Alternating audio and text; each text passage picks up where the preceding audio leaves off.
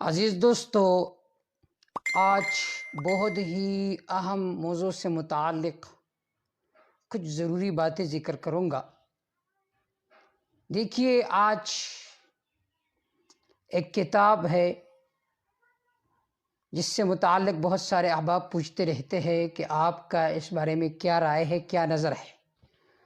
وہ کتاب یہ ہے المہند علی المفند۔ اس پر ایک انجینئر ہے، انجینئر محمد علی مرزا، اس نے چیلنج بھی دی تھی کہ میرے چیلنج ہے تمام علماء دیوبند کو کہ وہ آئے اور میرے ساتھ اس کتاب پر بحث کرے، مناظرہ کرے۔ ہمارے استاد محترم مفتی طارق مسعود صاحب چند دن پہلے جیلم بھی گئے تھے اور مرزا صاحب کے ساتھ مناظرہ کرنے کے لیے کہ اس کتاب پر مناظرہ ہو جائے۔ تو اب انصاف کی رائے کیا ہے کہ یہ کتاب اس لائق ہے کہ اس پر بحث مباحثے کیے جائے۔ انجینئر صاحب تو ایک ملحد انسان ہے اور اس کے غلط نظریات ہیں، لیکن اس نے اس کتاب کو موضوع بنا کر علماء دیوبند کو چیلنج کیا ہے کہ یہ کتاب اس لائق ہے کہ اس پر بحث کیے جائے، مباحثہ کیا جائے، مناظرہ کیا جائے۔ اب میں تھوڑی سی اس کی وضاحت کروں، آپ کو پتہ چلے کہ یہ کتاب اس لائق نہیں ہے کہ اس پر مباحثہ کیے جائے، اس پر مناظرہ کیے جائے۔ سب سے پہلی بات دیکھیے، بہت سارے لوگ ایسے ہیں کہ جو ان کتاب میں جو باتیں لکھی گئی ہے ان کو منسوب کرتے ہیں تمام علماء دیوبند کے طرف، اور کہتے ہیں کہ یہ علماء دیوبند کی عقائد کی کتاب ہے متفقہ طور پر۔ سب سے پہلی بات تو یہ ہے کہ اس کو عقائد کی کتاب کہنا یہ تحریف ہے، کل تحریف ہے۔ دیکھیں، یہ ہے المہند علی المفند، نیچے ترجمہ لکھا ہے عقائد علماء اہل سنت دیوبند، کہ اہل سنت کے عقائد ہے، دیوبند کے عقائد ہے۔ اس کا کیا مطلب ہے؟ یعنی جن کے یہ عقائد نہ ہو تو اہل سنت میں داخل نہ ہوگا۔ حال یہ کہ اس میں بہت سارے نظریات ایسے جو موجود نہیں ہے، جو بنیادی عقائد ہے، اور جو ہے بعض اس میں ایسے ہے کہ سلف کا اس بارے میں مختلف رائے ہے۔ تو کیا مطلب؟ وہ سلف الصالحین، شیخ الاسلام ابن تیمیہ رحمہ اللہ، علامہ ابن قیم رحمہ اللہ، علامہ ابن عبد الہادی رحمہ اللہ، وہ حضرات اہل سنت والجماعت میں داخل نہیں تھے۔ تو یہ بات قابل نظر ہے۔ دوسری بات یہ کہ اس کتاب کو عقائد کا نام دینا یہ اس کے نام کے ساتھ کولا تحریف ہے۔ المہند المفند کا معنی ہے کہ ہندی تلوار ایک ایسے آدمی پر جو گمراہ ہے۔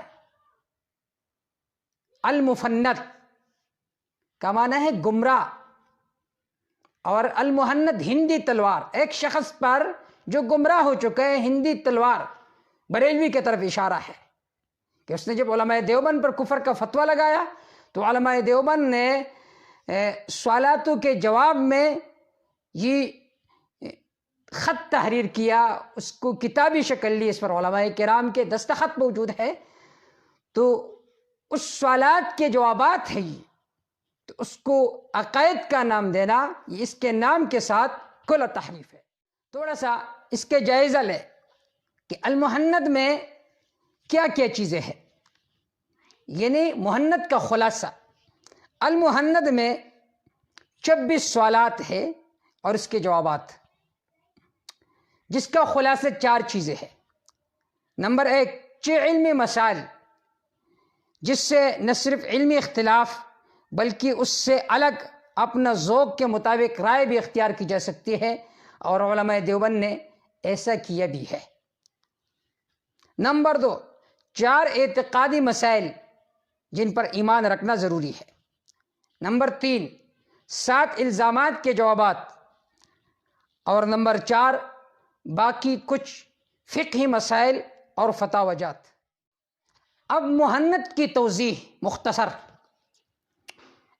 ایک اور 2 سوال اس میں موجود ہے، وہ ہے شد الرحال سے متعلق۔ السؤال الاول والثانی، ما قولكم في شد الرحال الى زيارة سید الکائنات علیہ افضل الصلوات والتحیات وعلى آلہ وصحبہ، پہلا سوال یہ کیا ہے، کوئی آدمی آپ صلی اللہ علیہ وسلم کے قبر کو متبرک سمجھ کر آیا اس کے طرف سفر کرنا بنیت ثواب کے کہ یہاں پر ہمیں اضافی ثواب ملے گا، یہ جائز ہے یا نہیں؟ ایک سوال انہوں نے یہ، اور ایک سوال اس کتاب میں یہ ہے کہ هل الرجل ان يتوصل في دعوته بالنبي صلی اللہ علیہ وسلم بعد الوفاة ام لا؟ آیا آپ صلی اللہ علیہ وسلم کا وسیلہ دے کر سوال کرنا جائز ہے یا نہیں؟ یہ دو سوالات کی گئی ہے۔ اس کے جواب میں علامہ سہارنپوری رحمہ اللہ کیا فرماتے ہیں؟ تو جواب میں فرماتے ہیں کہ ہمارے نزدیک شد الرحال جائز ہے، اور تیسرے چوتھے سوال کے جواب میں فرماتے ہیں کہ ہمارے ہاں توسل بالذوات الفاضلہ بھی جائز ہے۔ توسل کے بارے میں فرماتے ہیں عندنا وعند مشائخنا يجوز التوسل في الدعوات بالانبیاء والصالحین من الاولیاء والشہداء والصدیقین في حياتهم وبعد وفاتهم بأن يقول في دعاء اللهم إني أتوصل إليك بفلان أن تجيب دعوتي وتقتضي حاجتي۔ فرماتے ہیں کہ ہمارے ہاں یہ جائز ہے کہ آپ دعا میں یہ کہے کہ میں پیغمبر کے وسیلے کے ساتھ، ولی کے، شہید کے وسیلے کے ساتھ دعا مانگتا ہوں۔ تو یہ دو سوالات ہیں اور ان کے جوابات آپ نے سن لی۔ اب میں اس پر تھوڑا سا تبصرہ کرنا چاہتا ہوں۔ اب دیکھیے، ایک سوال شد رحال سے متعلق ہے۔ اب اگر اس کو اہل سنت والجماعت کے عقائد کا کتاب کہا جائے تو بہت سارے اکابرین کا نظریہ شد الرحال میں مختلف ہے، جیسا کہ شیخ الاسلام ابن تیمیہ رحمہ اللہ، علامہ ابن قیم رحمہ اللہ، علامہ ابن عبد الہادی رحمہ اللہ، جن کی کتاب ہے الصارم المنکی فی الرد علی السبکی، اور فیض الباری میں علامہ انور شاہ کشمیری رحمہ اللہ نے علامہ ابن عبد الہادی کی اس کتاب کو وزن فرمایا۔ اسی طرح جو دوسرا مسئلہ ہے وسیلہ، اس میں امام اعظم ابو حنیفہ رحمہ اللہ کا مسلک یہ ہے، نظریہ یہ ہے کہ وسیلہ بالذوات الفاضلہ جائز نہیں ہے، کیونکہ اللہ رب العزت کے ارشاد ہے وَلِلَّهِ الْأَسْمَاءُ الْحُسْنَى فَادْعُوهُ بِهَا، اللہ کے اچھے اچھے نام ہیں، لہٰذا اسی کے وسیلے کے ساتھ آپ دعا مانگتے رہو۔ اب اگر اس کتاب کو اہل سنت کا معیار قرار دیا جائے تو اس کا مطلب یہ ہوا کہ اتنے بڑے اکابر، اتنے بڑے اکابرین وہ اہل سنت والجماعت میں داخل نہیں تھے۔ نعوذ باللہ، شیخ الاسلام ابن تیمیہ رحمہ اللہ، شیخ الاسلام ابن قیم رحمہ اللہ، امام اعظم ابو حنیفہ رحمہ اللہ، یہ حضرات اہل سنت والجماعت میں داخل نہیں ہے۔ کہ آپ کہہ رہے ہیں کہ یہ کتاب ہے علماء دیوبند کے عقائد اور سنت کے عقائد۔ یہ تو دو سوالات میں نے آپ حضرات کے سامنے ذکر کیے اور اس پر مختصر میں نے تجزیہ ذکر کیا۔ السوال الخامس ہے یہ المحنت کا، ما قولكم في حیات النبی علیہ الصلاۃ والسلام في قبره الشریف هل ذلك امر مخصوص به ام مثل سائر المؤمنین رحمت اللہ علیہم حیاتہ برزخیہ؟ سائل نے سوال کیا کہ آپ صلی اللہ علیہ وسلم کو حیات مخصوص حاصل ہے یا اس طرح حیات حاصل ہے جیسا کہ دیگر مؤمنین کو حاصل ہے برزخیہ حیات؟ تو جواب میں علامہ سہارنپوری رحمہ اللہ فرماتے ہیں عندنا وعند مشائخنا حضرت الرسالة صلی اللہ علیہ وآلہ وسلم حی فی قبره الشریف وحیاته صلی اللہ علیہ وسلم دنیویہ من غیر تکلیف وهي مختصة به صلی اللہ علیہ وسلم وبجميع الانبیاء صلوات اللہ علیہم والشہداء لا برزخیہ كما هي حاصلة لسائر المؤمنین بل لجميع المؤمنین۔ فرماتے ہیں انبیاء علیہ السلام کو حیات دنیاویہ حاصل ہے، حیات برزخیہ حاصل نہیں ہے۔ جیسا کہ دیگر مؤمنین کو برزخی حیات حاصل ہے، اسی طرح آپ صلی اللہ علیہ وسلم کو برزخی حیات حاصل نہیں ہے بلکہ دنیاوی حیات حاصل ہے۔ اہل سنت والجماعت کا نظریہ یہ ہے کہ انبیاء علیہ السلام کو، شہداء کو جو حیات حاصل ہے وہ حیات برزخیہ ہے۔ قرآن مجید میں اللہ رب العزت کے ارشاد ہے وَلَكِنْ لَا تَشْعُرُونَ، تم نہیں جانتے۔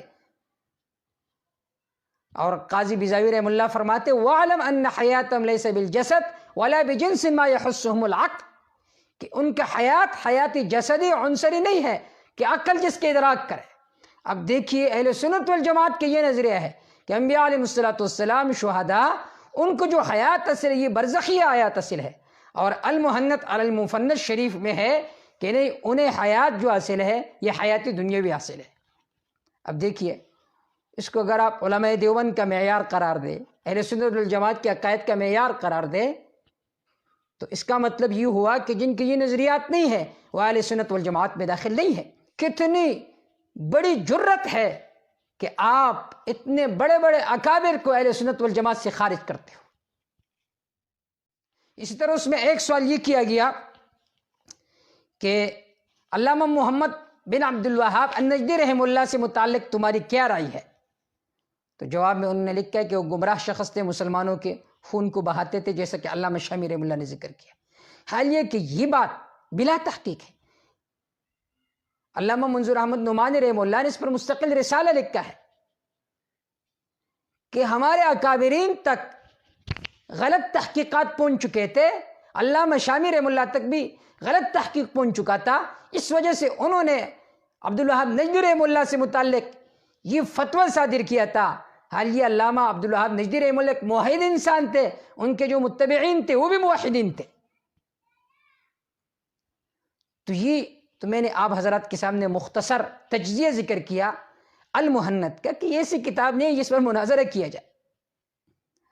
اب اگر آپ اس کو اہل سنت والجماعت کا معیار قرار دیتے ہیں تو جو بنیادی عقائد ہے وہ اس میں موجود نہیں ہے۔ عذاب قبر کا مسئلہ اس میں موجود نہیں ہے، میزان کا مسئلہ اس میں موجود نہیں ہے، جنت جہنم کا مسئلہ اس میں موجود نہیں ہے۔ ایمان مجمل آمنت باللہ کما ہوا باسمائی و صفاتی و قبلت جمیع احکامہ، اسی طرح ایمان مفصل، یہ دونوں اس کتاب میں موجود نہیں ہے۔ حال یہ کہ ایمانیت تو یہی ہے، ایمان مفصل میں جو موجود ہے، ایمان مجمل میں جو موجود ہے وہی تو ایمانیات ہے، اور وہ اس کتاب میں موجود نہیں ہے۔ تو یہ کیسے عقائد کی کتاب ہے کہ جس میں بنیادی عقائد بھی موجود نہیں ہے؟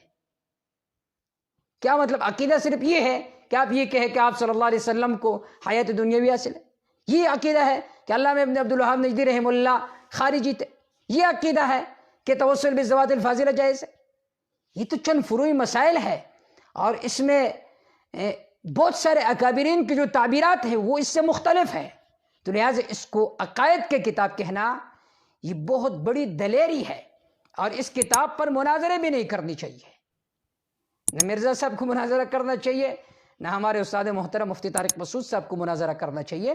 مناظرے کی کتاب وہ علماء دیوبند کے بہت ساری کتب موجود ہے، ان میں جو ان کی نظریات موجود ہے انہی کو لے کر بحث مباحثہ کیے جائے۔ یہ تو بامر مجبور ایک کتاب لکھی گئی تھی، کوئی عقیدے کی کتاب نہیں ہے، لیکن لوگوں نے اس کو عقیدے کی کتاب بنایا۔ اللہ تعالیٰ امت کو صراط مستقیم پر گامزن ہونے کی توفیق عطا فرمائے۔ اما توفیق الا باللہ علیہ توکل۔